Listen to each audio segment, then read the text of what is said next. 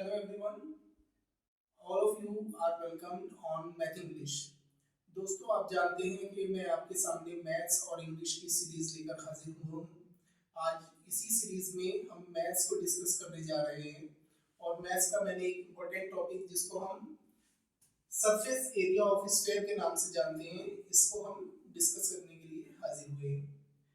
दोस्तों, आपको मालूम है कि जो स्फीयर होता है ये एक 3D फिगर होता है और इस 3D फिगर का जब हमें सरफेस एरिया निकालने के लिए कहा जाता है तो वो टोटल सरफेस एरिया होता है, क्योंकि जो आपका स्फीयर होता है इसका जो कर्व्ड सरफेस एरिया है वही टोटल सरफेस एरिया भी है।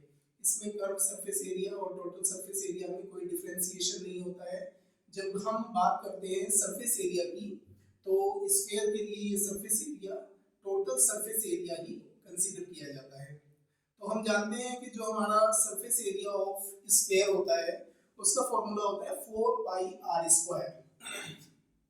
This is the formula 4 pi r square, but most of the students are totally unaware about the fact that how we derive the formula. हमको ये मालूम नहीं होता है कि ये फॉर्मूला जो है ये हम कैसे डेराइव कर सकते हैं। तो दोस्तों, आज बहुत ही इजी वे में मैं आपको समझाऊंगा कि हम कैसे जो सरफेस एरिया होता है स्फीयर का उसका जो फॉर्मूला होता है उसको डेराइव कर सकते हैं। दोस्तों, हमारे एक मैथमेटिशियन हुए हैं जिनका नाम था Archimedes.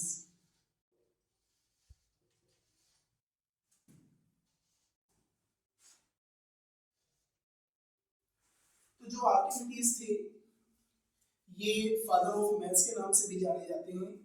Most of the websites claim that Archimedes was the founder of mathematics। तो जो आर्किमिडीज थे उन्होंने एक डेरिवेशन दी है जिसकी मदद से हम इसका फॉर्मूला फाइंड आउट करने की कोशिश करेंगे। तो जो स्फीयर होता है, जैसे मैंने आपको बताया कि ये 3D फिगर होता है और जो हमारा सिलेंडर होता है ये भी एक 3D फिगर होता है। तो जो आर्किमिडीज थे उन्होंने ये कहा कि जो आपका सरफेस एरिया ऑफ स्फीयर है वो जो आपका सिलेंडर होता है उसके कर्व्ड सरफेस एरिया के इक्वल होता है। तो हमें मालूम है कि जो curved surface area of cylinder है वो कितना होता है, वो होता है 2 पाई आर एच। इसको हम अपने पिछले वीडियो में डिस्कस कर चुके हैं कि जो सिलेंडर होता है उसका जो कर्व्ड सरफेस एरिया होता है वो 2 पाई आर एच आखिर क्यों होता है। तो मैं उसका लिंक इस वीडियो के डिस्क्रिप्शन में डाल दूंगा, तो आप वहां से उसको देख सकते हैं और अपनी नॉलेज को इम्प्रूव कर सकते हैं। तो जो हमारा सिलेंडर होता है उसका कर्व्ड सरफेस एरिया होता है, curved surface area of cylinder होता है 2 पाई आर एच। अगर हम ये मान लें कि जो हमारा स्फीयर है और जो हमारा सिलेंडर है दोनों की हाइट सेम है। हाइट सेम होने का मतलब क्या है, यहाँ पे मैं जब हाइट की बात करूंगा आपके सरफेस आपके स्फीयर में, तो इसकी हाइट क्या होगी, इसकी हाइट होगी 2 इंटू रेडियस, क्योंकि जो इसका डायमीटर है वो आपके सिलेंडर की हाइट है। तो हम ये मान लेते हैं कि जो हमारी डायमीटर है या जिसको हम 2 इंटू रेडियस कह रहे हैं और जो आपके सिलेंडर की हाइट है वो था इक्वल, वो था सेम। तो अब हमें क्या करना है, अब हमें जो हाइट है हाइट को रिप्लेस करना है 2 इंटू रेडियस से। तो आइए देखते हैं। तो मैंने लिखा है surface area of sphere equals to curved surface area of cylinder. As we know that curved surface area of cylinder is 2 pi r h. तो अब हमें क्या करना है, क्योंकि हमारी जो 2 इंटू रेडियस है और ये जो हाइट है वो था इक्वल, तो हमने क्या किया 2 पाई आर की जगह 2 पाई आर ही रहने दिया और जो एच था उसको रिप्लेस कर दिया है मैंने 2 आर से।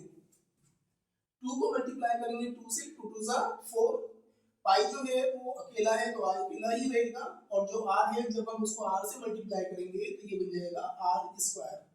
In this way you will get the formula to find the surface area of sphere and that is 4 pi r square. So this is the simplest way to find out, to derive the formula of surface area of sphere. I hope कि आप इसको समझ गए होंगे और इसी तरीके से अब आप इस फॉर्मूले को अपने सम्स को सॉल्व करने में इस्तेमाल कर सकेंगे। इसी तरह के और इंटरेस्टिंग वीडियोस के लिए चैनल को लाइक, सब्सक्राइब और शेयर करें। मिलते हैं एक नेक्स्ट वीडियो में, तब तक के लिए गुड बाय।